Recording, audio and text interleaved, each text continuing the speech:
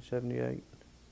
And I ended up on board the USS America, where unfortunately I sustained some injuries on the flight deck while performing my duties. And in a roundabout way, since that, ended up at Sinklant Fleet Atlantic Command Support Facility in Norfolk, Virginia, on Hampton Boulevard, and was directly assigned to LOSF Division 22, which were a group of about 11 people then.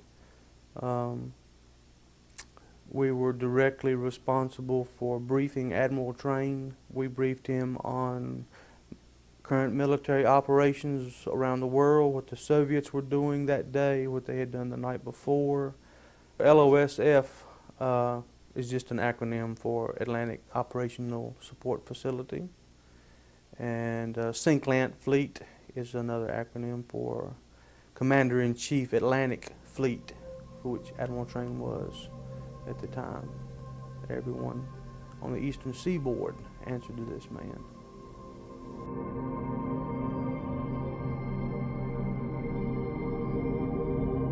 I was granted, after a 6-month wait, a top secret special compartmented intelligence clearance with a zebra stripe identification badge, which permitted access to all facilities on the base at all times. I had unrestricted access to any facility at any time, as well as the command center, which it was specifically granted for, so that I could be up on the mezzanine, or the third deck as we called it, up over the command center, to make sure that any incoming and outgoing audio-video information that came into the command center was recorded and duly logged for reference, or if they needed it for later. We're recording all the video and audio of everything that's going on, even when they set what was called a condition zebra alert, which was generally a training exercise. They would announce it beforehand: this is a drill, this is a drill, set condition zebra. And unauthorized personnel would be escorted out of the command center. It's the highest level of alert that the Navy has, or had at that time, for dealing with generally dealing with global nuclear threats, in particular the Soviets. Soviet Bearcats would routinely patrol up and down the eastern seaboard, watching what we were doing, and we would set a condition zebra if we had the need to put planes in the air to escort the Bearcats if they were a little too close to our airspace, or if they had ships in the area that were being a little suspicious acting, for instance. Or they would have a drill, for instance, where they would get out the mad books, they called them. The watch officer and the junior watch officer, the JOD, had keys to a safe, and they would get these books out, called the mad books, Mutual Assured Destruction, and they would have the codes that were necessary to transmit to the submarines out in the watching stations to, if necessary, to launch a nuclear strike. And not many people were allowed in the command center because they actually did use the codes and so forth that I'm sure the Soviets and any other persons who were enemies of the United States would have loved to have got their hands on. The zebra classification, without that, you were not allowed authorized access to these facilities during this drill. And the zebra drill was specifically for the highest level of top secret information that was being exchanged between the command center and ships and or submarines at sea. Well, the day started out pretty routine. I had gotten a cup of coffee. It was early in the summer, and I'd say around the first week or two in May, to the best of my knowledge. So everything was going along pretty just ho-hum routine. And they dimmed the lights first in the command center when they set a condition zebra alert. I always dim the lights first. It turned the lights down, and most of the times when they set these drills, they would say, this is a drill, set condition 0. But they turned the lights down this time and they didn't say this is a drill. And the watch officer and the junior watch officer looked at each other and said, were told some of their assistants to verify whether or not this was a drill as the event was taking place. And our early warning system of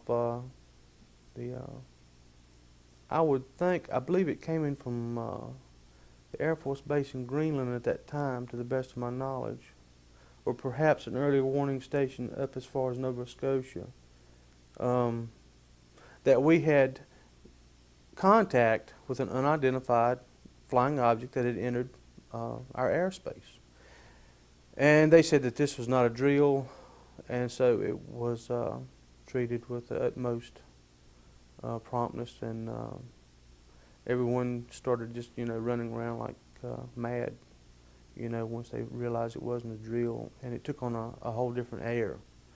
And within moments of that, the watch officer summoned Admiral Train over to the command center, because this was a little out of his area of authorization, for lack of a better way to put it. It required Admiral Train's oversight. And within minutes, Admiral Train was rushed into the command center, into his viewing booth that he had right under the mezzanine there. And the first thing that Admiral Train wanted to know was how many contacts we had, where they were, which direction were they going, and were the Soviets responding. Because we knew it wasn't the Soviets that had entered our airspace. That was verified from the get-go, from the very start. And at that point, when Admiral Train found out that it wasn't the Soviets, and that he wanted to know were the Soviets responding to this threat also, that was the moment that he gave authorization to put 2 planes up to go see what this thing was. And that's when the chasing up and down, began. We launched planes from as far north as Greenland to NAS Oceania. And this object, we had it on radar for, this event probably lasted, almost an hour perhaps. And pilots, you could hear the pilots' live voice transmissions being piped into the command center, visual confirmation on the object, description of the objects. Pilots were able to close a couple of times and be able to see that the object was not an aircraft that we were familiar with, was nothing that we had, was nothing the Soviets had, and that was determined very quickly. And this vehicle or plane or whatever it was that they were chasing showed very erratic flight up and down the coast, very quick flight. It would actually be off the coast of Maine, for instance, and would leave the airspace in that area so quickly that we were having to have planes coming out of Dover Air Force Base to pick it up just in what seemed like moments. It would take, I know for a fact it would take, an F-14 probably 30 minutes to traverse that much distance. But this object, whatever it was just popping up. Just, 1 minute it was here, and the next minute, bam, it was down, several hundred miles, down the coast, just playing tag. It did go all the way down to a point off the coast of Florida around Mayport, the naval air station we have down there at Cecil Field, or had at that time. I think it's closed now. And that was before it turned and took it would have been an easterly direction from our vantage point back out towards the Azores before we actually lost track of it. And during all this, we have satellites called the KH-11 satellites that we use for information gathering. And this satellite did have a very high capability of taking really good photographs of things literally within just a few feet of the ground from a vantage point out in outer space. And they were trying to get the KH-11 satellite to track this thing to get some photographs of it. And they did. The satellite, the photographs that we did get back into the command center later on came from the first encounters that the planes had with it up off the North American coast. They did get close enough to get some photographs taken that were later brought over to the command center. Well, from the photograph, I could remember the shape. What I would have said would have been more like a well, it was quite flat. It was long. I would say a cylinder. I would say a cylinder because it was abrupt. It had abrupt ends. The ends didn't taper down like most aircraft. It just came to an abrupt end, and it did appear to be reflecting sunlight because you could clearly tell it was metallic, or appeared to be clearly metallic. And the pilots, they were giving information such as it was not leaving behind a vapor trail, no discernible lights, markings on it, no windows, cockpit windows, doors, nothing like that. It seemed to be just one solid thing, whatever it was. What was really bugging Admiral Train out, I'm sorry, that was what was really driving him nuts, was this thing absolutely had complete control of the situation and could just be wherever it wanted to be just in a matter of seconds. 1 minute we're closing on it, off the coast of Maine. The next minute it's in Norfolk, headed south towards Florida, and it's all we can do to alert get the early warning radar up down the coast to watch for this thing as it just had it stay with us, just toying with us, for lack of a better way to put it. And Admiral Train and his staff they were quite concerned about it, to say the least.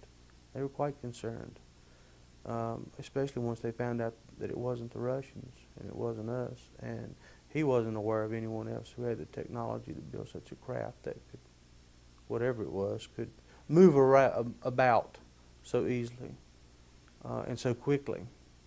And I remember distinctly looking over the rail over the mezzanine there, over the third deck, and just watching complete chaos, break out because of their inability to keep an eye on this thing, whatever it was then. Yeah. The thing was moving around so erratically and so quickly up and down the coast. They were trying to notify as many commands as they could up and down the coast to track this thing or get a plane up. As Admiral Train was doing, he was scrambling, authorizing planes up just left and right, up and down the whole eastern seaboard, and to try and cut this thing off, to get some planes coming in on it from the north and the south, for instance, to kind of, to literally trap it, to force it down. It was clear that they wanted to recover it, to force it down, or by whatever means possible. The order was given by Admiral Train to try and get this object forced down out of the sky, if at all possible, by whatever means possible. And that was, as I had said before, after they found out and knew for certainty that it wasn't the Russians. And after we found out it wasn't the Russians, they didn't care who it was, as long as it wasn't the Russians. They didn't care who it was or where it was from. They wanted it, and wanted it bad. The information coming into the command center was being relayed to us from different radar sites that we have up and down the eastern coast that watch our airspace. The only descriptions that I recall that the pilots actually made were that they could not find any markings on the aircraft. They could not find any visible signs that the thing had wings, a tail, windows, a cockpit, or anything like that, or any markings from any country. I would describe him as being scared. Yeah, scared. Yeah, to put it in a nutshell. Yeah. He was usually a very calm man of, very mild demeanor, just a really nice fella. And you didn't ever really see him lose control, raise his voice, get excited about anything. But This really got him, really had him upset, to say the least.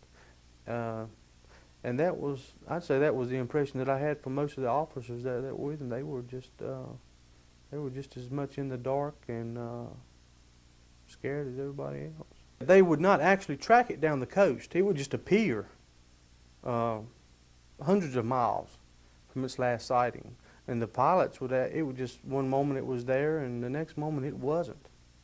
And I think that was one of the things that really had Admiral Train's hackles up, because he didn't have any control over it or the situation. This thing just had a mind of its own and was causing such an uproar up and down the eastern coast, and him being ultimately responsible at that time, I'm sure it was stressing him out quite a great deal, which you could tell by his tone of voice. You could just tell, by listening to him, that he was very, very, very worried. But on radar, it was very unusual that the radar information that was coming into us that we were keeping track of was they would absolutely lose it one moment, and then we would pick it up. It would just appear as an unauthorized vehicle in military airspace, for example. And trust me, the military knows where every commercial flight is at all times. We knew where every plane we had was at all times. We knew where every commercial flight coming through our airspace was at all times. There just wasn't anything going on that we didn't know about it.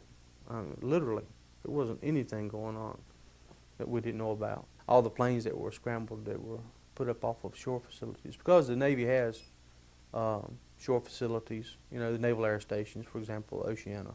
When you set a condition zebra, whether it's a drill or not, people who are not authorized to be there who do not have a zebra access badge, it's a zebra stripe badge on your clearance badge, they have to leave the command facility, and we have Marines stationed outside the building there, in the building and as well as outside, that were under orders to shoot any unauthorized personnel that remained in the command center during one of these episodes. And that was supposedly for interests of national security. There's a door right here, and this guy, the Marine, comes in and wants to know what's going on. Is this a drill or so forth? They've got orders to start shooting people. And I know, because I actually got the junior OOD's attention and said, hey, you guys need to tell this guy something. He's ready to start shooting people, because they haven't told him to stand down yet, and which he did. And I remember, wanting to just get the hell out of there, because they were, he came in and, and if he said, you've got a minute or two if I don't find out something. They were ready to come in and start shooting people. Yeah, destroying evidence, and yeah. When this event, as I referred to it, ended, the object that we had been chasing up and down the seaboard and not really getting a whole hell of a lot of information from, and just playing, tag with this thing, it headed out over the Atlantic, towards the Azores. And I don't know who was responsible for getting this information, or who actually had it, or how they had actually gotten it. But I do remember them saying that it had pulled up at a 66-degree angle as it approached the Azores, like this, and it just pulled up at a 66-degree angle without slowing down or anything, and left the atmosphere, just was gone. It just took off into space and was gone, and just like that. And it just absolutely left.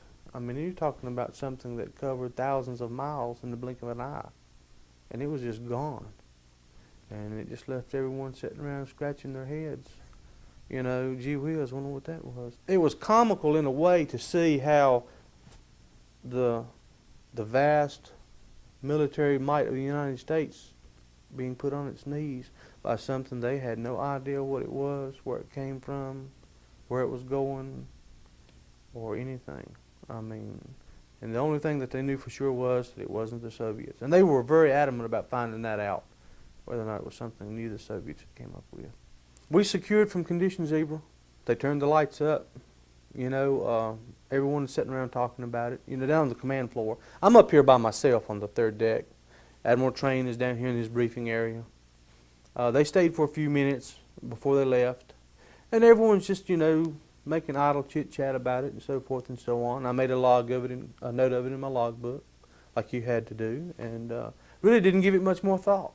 These two guys came in suits. They weren't in military uniform. They just came in suits and, you know, had their little badges on. They didn't have zebra stripe clearances.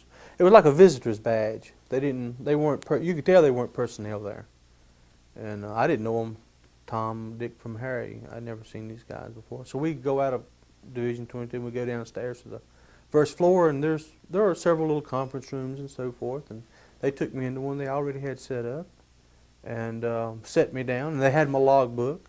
You know, they got that and took it down with me. And these two gentlemen began to question me about this event. And I remember, you know, saying to them, they were being pretty rough, you know, about it, to be honest with you. And I remember telling them, literally putting my hands up and going, "Wait a minute, fellas, I'm on your side." You know, whoa, just a minute, because they were not really nice. They were very intimidating and made it quite clear to the point that nothing that was seen, heard, or witnessed that transpired during that was to leave this building. You not to say a word to it about your coworkers and off base. You just forget everything you may have seen or heard or whatever concerned with this. It didn't happen. But they were nice nasty, I guess is a good way to put it. And I distinctly remember sitting back in my chair, and I put my hands up and had to tell these guys, "Wait a minute, hey, we're on the same side, fellas. You know, we don't have a problem here," because you got the impression that they would do bodily harm to you otherwise. I mean, without really coming out and threatening you. Their tone of voice, well, you can just tell. You know, someone's, you know, letting you know, "Hey, buddy, do what I say or else." If this object had been hostile and wanted to drop weapons or shoot missiles at us or whatever, oh, they would have been it would have been very easy for them to do that. There was no question about that. And I'm not a pilot.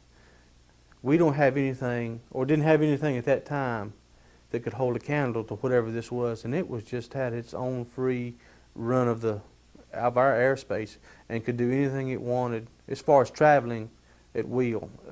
We did not pose any threat to it whatsoever. That was painfully obvious, very, very much so. I do believe that Admiral Train knew that too, and was quite afraid that just might happen. Yeah, because yeah, just in a word, I'd say that old boy was scared, just plain old scared. What happened to the 35mm slides that we had? We never got around to putting them up on the telesign for Admiral Train to actually view. They were just prepared. I can remember her telling me that they came in, got up all the film, you know, developed and undeveloped, and all the materials they had with it, and the slides. And my logbook, I never did see that again. I know we had a new logbook the next day, a brand spanking new one to start with, and that disappeared. And I don't know what happened to it. Nobody really knew what happened to it. She said the same guys came in that took me downstairs that same day. They had already been over there to her lab. Because she was asking me what happened. She said, "You know, what was going on? What happened?" You know, she said, "These two guys came in here and read us the riot act and wanted, you know, this, that, and the other, and rounded up all this stuff. And it went down as just an unidentified flying object. They never did know what it was. They never did know what it was. They just logged it off, literally, as an unidentified flying object, literally. I remember the watch officer and the JOD and the OOD, officer of the deck, and the junior officer of the deck. I do remember them looking at each other talking. And I'm just hanging my head over listening. You know, and they're talking to each other about how to put it in their logbooks. You know, how we're going to do this. He just said, put it down as an unidentified flying object contact. And that's it. Now, whether they got the same third degree as I did from these other two guys, I would think so. I would think everybody that was in the command center got it.